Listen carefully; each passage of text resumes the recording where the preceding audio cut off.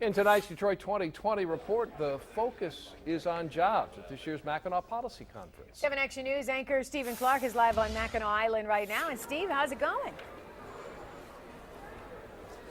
The coming world war is an all-out global war for good jobs, Carolyn and Dave. That ominous prediction came from a man today who's got pretty good numbers to back him up. I'll explain in a second. But he also told me Detroit and Michigan are well armed to win that war.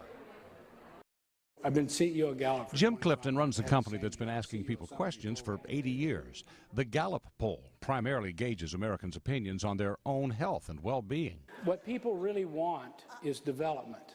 They actually do want to grow in the job. They want to improve.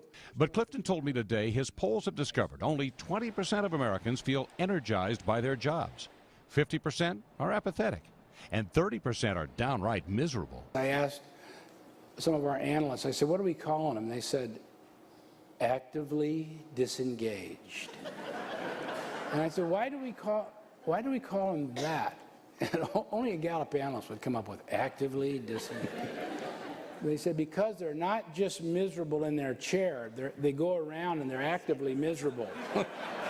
Clifton told the Mackinac attendees creating good jobs is at least as important as creating jobs. And he also says Michigan business and political leaders need to identify and test school kids in the Detroit area right now. Because statistically, he says 2% can change the world. You got 5,000 people that can absolutely change Detroit, change the whole country. The first thing that you got to do is you got to find them, and you need to get them in internships they can be in nonprofits, they can be in government, but especially in business.